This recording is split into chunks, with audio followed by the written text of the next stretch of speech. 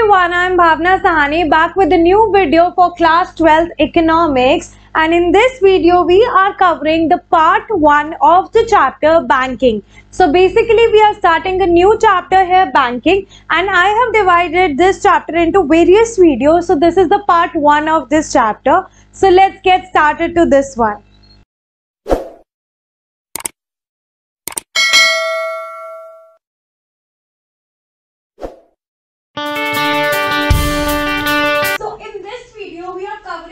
Topic, we will be studying about commercial bank.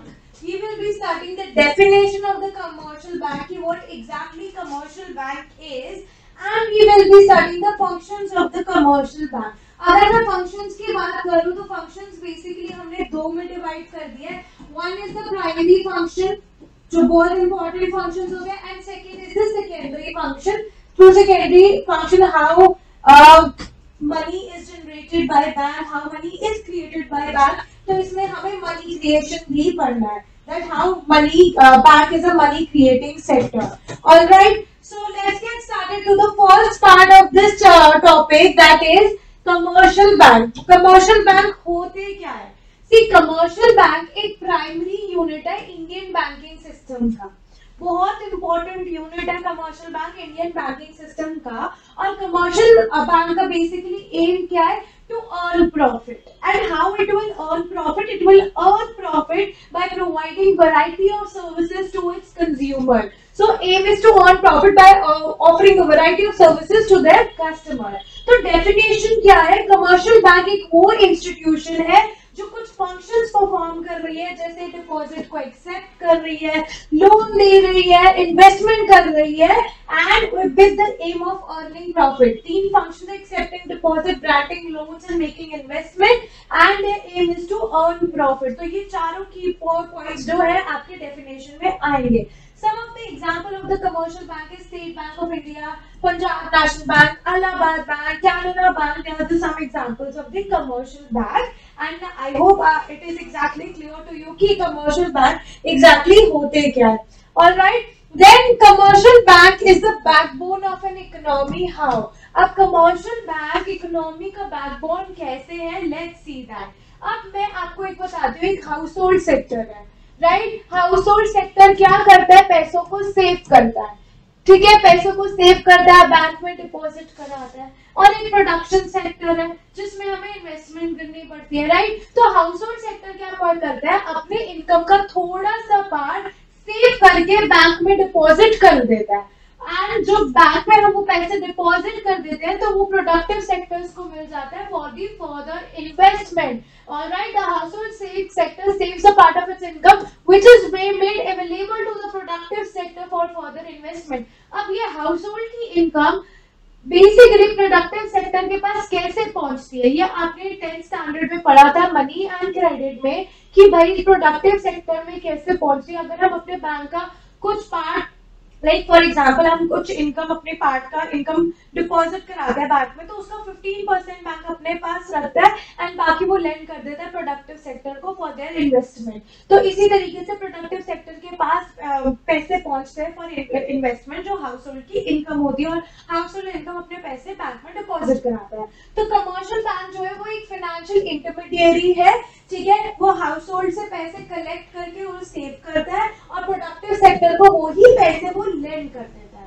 Right? For example, I am a person and I am from a household sector and I am depositing my saving in the account. ठीक है, bank account में मैंने वो deposit कराई अपनी saving. तो bank ने क्या किया? उसका 15% प्रोपोर्शन अपने पास रख के बाकी किसी प्रोडक्टिव सेक्टर को लेंड कर दिया. राइट. अब बैंक क्या करेगा? उस पर रेट ऑफ इंटरेस्ट चार्ज करेगा. राइट. पहले रेट ऑफ इंटरेस्ट, अगर मैंने बैंक के पास पैसे डिपॉजिट कराए हैं, राइट, मैंने अपने पैसे बैंक को दिए हैं, right, and bank is giving a interest to me. तो क्या बैंक क्या कर रहे हैं? उस पे हमें इंटरेस्ट दे रहे हैं. क्या? Bank is giving an interest to me and that interest rate is known as borrowing rate. उस इंटरेस्ट रेट को बोरोइंग रेट बोलते हैं. तो rate at which commercial bank accept deposits is known as borrowing rate. ठीक है. फिर उसके बाद आता है the rate at which bank lends out the reserve. अब जो मैंने अमाउंट अपनी डिपॉजिट करवाई है बैंक में, उसका 15% बैंक अपने पास रखता है एंड बाकी वो किसी प्रोडक्टिव सेक्टर को लेंड कर देता है एज अ लोन। ठीक है, तो वो जिस रेट ऑफ इंटरेस्ट पे लेंड करता है उस रेट ऑफ इंटरेस्ट को कहते हैं हम lending rate. Alright, for example अगर मैंने लोन लिया है बैंक पे तो एक इंटरेस्ट और रेट पे दिया जो मुझे इंटरेस्ट रेट बैंक को पे करना पड़ेगा, उस इंटरेस्ट रेट को कहते हैं लेंडिंग रेट। तो मैं फिर से रिपीट कर रही हूँ, if I am depositing an amount in the bank तो मुझे एक इंटरेस्ट मिलेगा बैंक से, उसे कहते हैं बोरोइंग रेट, कि बैंक ने बोरो करे है मेरा मनी और मुझे बोरोइंग रेट पे इंटरेस्ट मिल रहा है। एंड वही बैंक ने क्या किया, वही पैसे किसी को लेंड आउट कर दिया as a loan and the bank is charging interest from that person at which is known as lending rate. Alright, तो जो डिफरेंस होता है बोरोइंग रेट और लेंडिंग रेट का उसे कहते हैं spread. Right, so difference between borrowing rate मतलब lending rate minus borrowing rate is the revenue of the bank which is known as spread। Alright, basically अब मैं आप लोगों को बताती हूँ इसमें बेसिकली होता क्या है। अब जो बैंक है, बैंक क्या कर रहा है, पैसे लेंड कर रहा है। ऑलराइट, बैंक क्या कर रहा है, पैसे लेंड कर रहा है। पहले तो वो डिपॉजिट लेगा। ऑलराइट, जब वो डिपॉजिट लेता है बैंक तो वो मेरे को इंटरेस्ट पे करता है, उस इंटरेस्ट को मैं कहती हूँ बोरोइंग रेट। ऑलराइट, उस इंटरेस्ट को मैं कहती हूँ बोरोइंग रेट जो डिपॉजिटर को मिलता है। ऑलराइट, बोरोइंग रेट किसको मिलता है, बोरोइंग रेट मिलता है डिपॉजिटर को। ऑलराइट, अगर मैं बैंक से as a productive sector loan ले रही हूँ तो उस पे मेरे को इंटरेस्ट पे करना पड़ेगा और जो बैंक मुझ पे इंटरेस्ट चार्ज करेगा वो होता है lending rate. Alright, lending rate होता है, it is paid by whom? It is paid by the borrower, right? It is paid by the borrower जो लोन ले रहा है। Alright, और अगर मैं यही लेंडिंग रेट को माइनस करूं बोरोइंग रेट से, अगर मैं लेंडिंग रेट को माइनस करूं बोरोइंग रेट से तो हमारा आता है स्प्रेड। और ये जो स्प्रेड है ये हमारे बैंक का रेवेन्यू है। This is how bank is earning income. Alright, clear? I hope this is clear to you, right? So moving towards the next slide जिसमें हम पढ़ रहे हैं फंक्शंस ऑफ कमर्शियल बैंक। अब जैसे कि मैंने आपको बताया फंक्शंस दो पार्ट में मैंने डिवाइड करे, एक है प्राइमरी फंक्शन और एक है सेकेंडरी फंक्शन। राइट, तो सबसे पहले हम प्राइमरी फंक्शन देखते हैं। प्राइमरी फंक्शन में सबसे पहला फंक्शन है कि भाई बैंक जो है हमसे डिपॉजिट एक्सेप्ट करता है, हाउस होल्ड सेक्टर से, बिजनेसमैन से डिपॉजिट एक्सेप्ट करता है, मतलब different section of the society में आ जाता है house hold, business firms, alright and so on. तो पहला फंक्शन यही है कि जो बैंक है सेवरल फॉर्म्स में डिपॉजिट को एक्सेप्ट करता है from the different section of the society. अब कैसे वो एक्सेप्ट करता है, इसमें आपने 3 पार्ट्स पढ़ने हैं। सबसे पहला पार्ट है करंट अकाउंट। राइट, अब करंट अकाउंट में वो डिपॉजिट्स आते हैं which are repayable by bank on demand.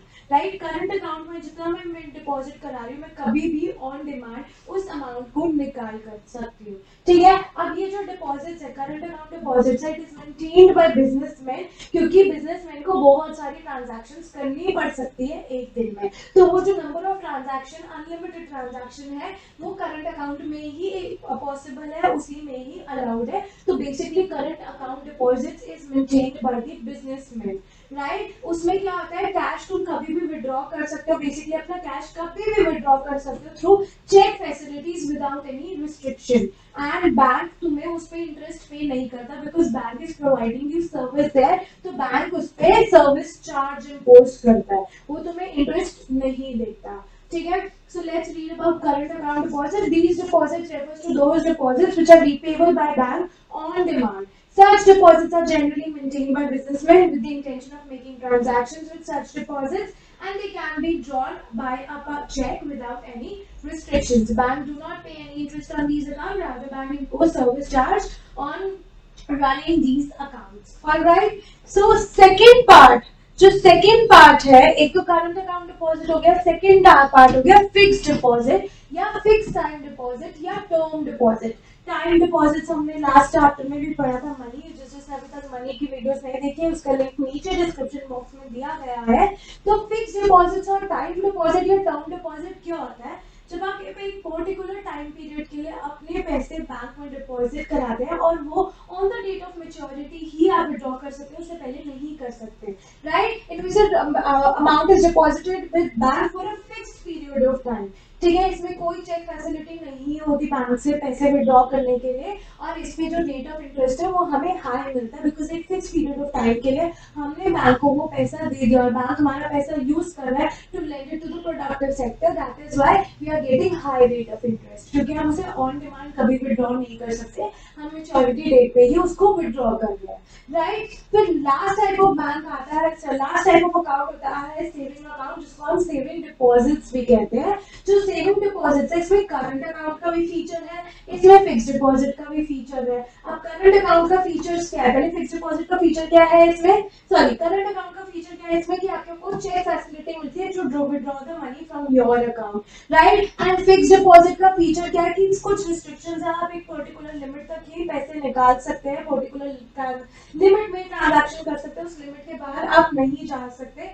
और ये बैंक ने ऐसा किया है to discourage the frequent use of saving deposits, right. So इसमें भी रेट ऑफ इंटरेस्ट मिलता है हमें, लेकिन इसका जो सेविंग डिपॉजिट्स का रेट ऑफ इंटरेस्ट है it is lesser than the fixed deposit, क्योंकि फिक्स्ड डिपॉजिट में हम पूरा का पूरा अमाउंट बैंक को दे देते हैं for a fixed period of time, और सेविंग डिपॉजिट में हम विड्रॉ भी कर सकते हैं थ्रू चेक फैसिलिटी, तो यहाँ पे रेट ऑफ इंटरेस्ट हमारा कम है, right? So these deposits combine the features of both current account deposit and fixed deposit.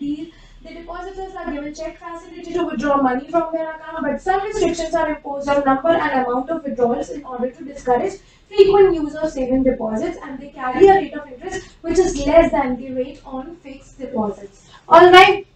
So I hope आप लोगों को प्राइमरी फंक्शन बहुत अच्छे से क्लियर है। अब आगे सेकेंडरी फंक्शंस करने से पहले मैं आपको करंट डिपॉजिट और फिक्स्ड डिपॉजिट में डिफरेंस बताना चाहूंगी, ठीक है। करंट डिपॉजिट जो मैंने आपको सबसे पहले बताया था, it is run by businessman, क्योंकि इसमें ट्रांजैक्शंस की कोई लिमिट नहीं हो सकती, and you can withdraw as money as much money as you want, जितना भी आपने डिपॉजिट कराया है।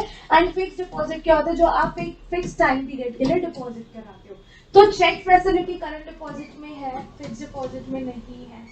करंट डिपॉजिट में हमें रेट ऑफ इंटरेस्ट नहीं मिलता, बल्कि हम पे सर्विस चार्ज इम्पोज किया जाता है। फिक्स्ड डिपॉजिट में हमें इंटरेस्ट रेट मिलता है पीरियड ऑफ टाइम के हिसाब से, and it is greater than the saving account.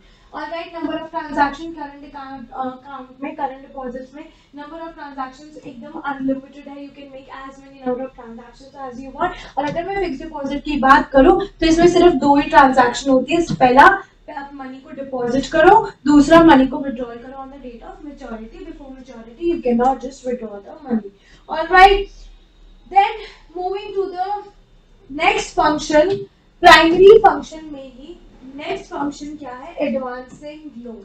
अब जो मैंने पैसे डिपॉजिट कराए हैं बैंक में, बैंक उन पैसों को यूज करके वो पैसे एज अ लोन किसी को लेंड कर सकती है, ठीक है। अगर मैं इसमें करंट अकाउंट डिपॉजिट की बात करूं तो these deposits are received by banks and not allowed to remain idol.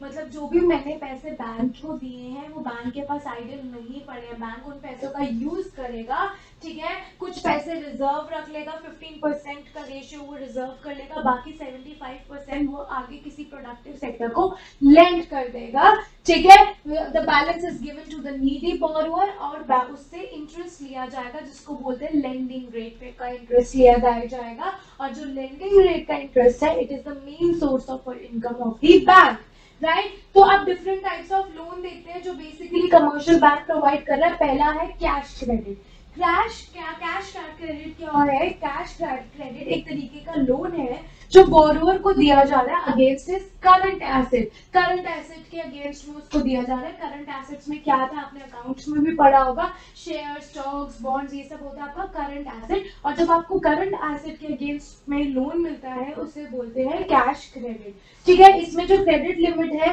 Person के बैंक अकाउंट में क्रेडिट कर दिया जाता है उतना अमाउंट, और जो बोरोअर है वो कभी भी पैसे विड्रॉ कर सकता है और उस पर इंटरेस्ट चार्ज किया जाएगा on the amount which is withdrawal.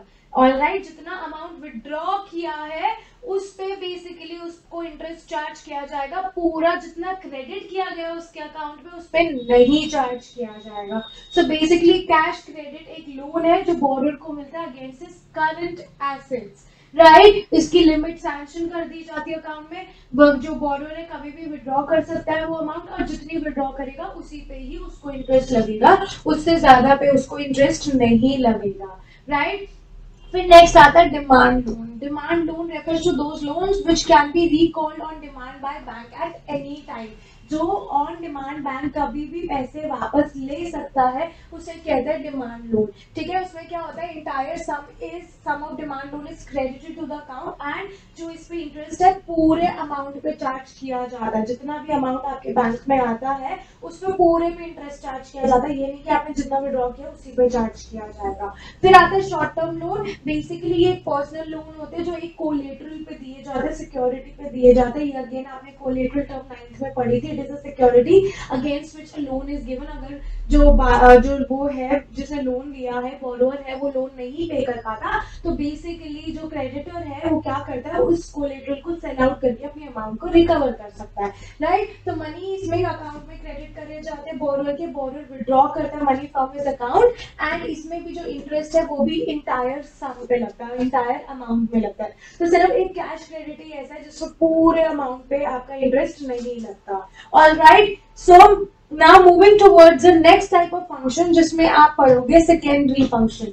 अब सेकेंडरी फंक्शन में सबसे पहला क्या आता है, overdraft facility, right. Overdraft facility में क्या है, it refers to a facility in which customer is allowed to overdraw his current account. जहाँ एक अप टू एग्रीड लिमिट, एक बैंक और कस्टमर के बीच में लिमिट डिसाइड हो गई और उस लिमिट तक जो बेसिकली पर्सन है, जो कस्टमर है, वो विड्रॉ कर सकता है अमाउंट उसके करंट अकाउंट से। ये फैसिलिटी बेसिकली उन्हीं लोगों को दी जाती है, बहुत जो रिलायबल कस्टमर्स होते हैं बैंक के, और for a short period of time ही दी जाती है। कस्टमर्स उन पे इंटरेस्ट पे, कस्टमर्स जो है दे हैव टू पे इंटरेस्ट टू द बैंक जितना भी उन्होंने ओवरड्रॉ किया है, मतलब अपने बैलेंस से ज्यादा विड्रॉ किया है, राइट। नेक्स्ट आता है discounting of bills of exchange. For example, अब मेरे पास बिल्स ऑफ एक्सचेंज है, I am holder of a bills of exchange और मुझे बेसिकली एक अमाउंट चाहिए और अभी चाहिए। बिल्स ऑफ एक्सचेंज की कोई एक पर्टिकुलर डेट होती है, उस डेट से पहले पहले मुझे अमाउंट चाहिए, तो मैं क्या करूंगी, मैं बैंक के पास जाऊंगी, वो बिल ऑफ एक्सचेंज बैंक को दे दूंगी, तो बैंक मुझे उतना अमाउंट वापस कर देगा, उतना अमाउंट दे देगा एक पर्टिकुलर कमीशन काट के, राइट। और फिर on the date of maturity, जो बिल्स ऑफ एक्सचेंज पर डेट लिखी हुई है, बैंक उस डेट पे दूसरी पार्टी से जिससे पैसे लेने हैं मैंने, उससे पैसे रिकवर कर सकता है, right. It refers to the facility in which holder of a bill exchange can get the bill discounted with bank before the maturity date. मतलब जो बिल्स ऑफ एक्सचेंज की मेच्योरिटी डेट है उससे पहले मुझे बैंक से पैसा मिल जाएगा और बैंक क्या करेगा, उसके लिए कमीशन चार्ज कर देगा, ठीक है। Bank pays the balance to the holder and on maturity, जब मेच्योरिटी हो जाएगी बिल्स ऑफ एक्सचेंज की, बैंक को वो पेमेंट मिल जाएगी फ्रॉम द पार्टी जिसके नाम पे बिल ऑफ एक्सचेंज होगा। Alright, then moving towards the next function, secondary function. अब जो बैंक है कुछ एजेंसी functions भी करता है, मतलब bank also act as an agent. Alright, bank also act as an agent. Agent, you know, is a kind of a mediator. तो कैसे ट्रांसफर ऑफ फंड्स, बैंक में से बेसिकली हम फंड्स ट्रांसफर कर सकते हैं from one account to another account, and जो bank है हमारा वो एज एन एजेंट एक्ट करता है, क्योंकि हम अपने बैंक के थ्रू ही एक अकाउंट से दूसरे अकाउंट में मनी ट्रांसफर कर सकते हैं। So bank provide the facility of economical and easy remittance of fund from place to place with the help of instruments like demand draft, mail transfers and so on.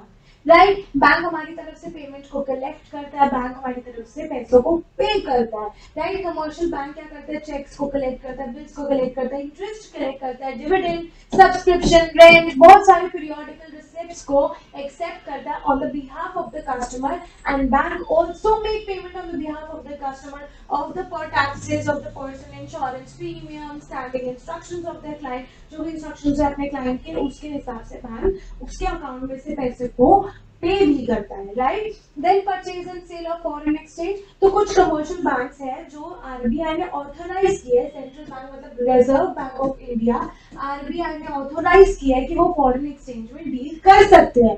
They buy the foreign exchange, they sell the foreign exchange on the behalf of the customers and they help in promoting international trade. तो वो international trade को बहुत ज्यादा promote करते हैं, right. Next आता है purchase and sale of security. Purchase and sale of security में क्या है, जो कमर्शियल बैंक है, they buy the stocks, They sell the stocks and shares of the private company as well as government securities on the behalf of their customers. Right? Then income tax consultancy, government जो है sorry जो commercial bank है basically वो advice भी देता है अपने customers को on the matter related to income tax, और उनको प्रिपेयर भी करता है कि तुम्हें अपना इनकम टैक्स ऐसे पे करना है.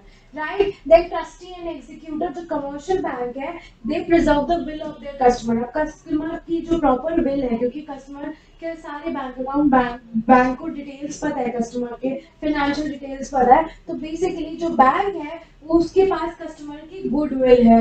And as a trustee and execute them after their death as executor. So basically commercial bank preserves the will of their customer as a trustee. As a trustee वो हमारी will रखता है and on our death वो क्या कर सकता है, वो उस will को execute कर सकता है. And then आता है letter of reference. Letter of reference में क्या होता है, they give information about the economic position of their customer. मतलब letter of reference में basically वो economic position बताता है अपने customer की traders को, ताकि उनको information मिल सके about their customers, right? So they give information about the economic position of their customers to traders and provide the similar information about other traders to their customers. All right. So I hope this much is clear to you.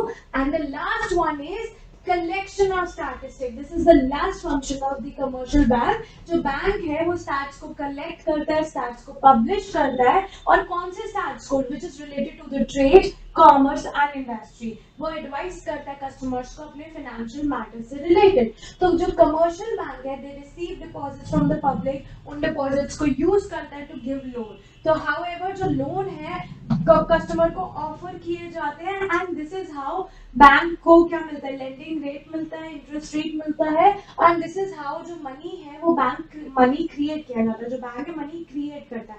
अब वो money create क्या करता है उस पर एक separate video बनाऊंगी, that's a big topic, तभी आपको समझ आएगा. So I am not continuing money creation in this video. Alright, so I hope आपको कमर्शियल बैंक क्या होता है, कमर्शियल बैंक के फंक्शंस क्या होते हैं वो आपको समझ आया.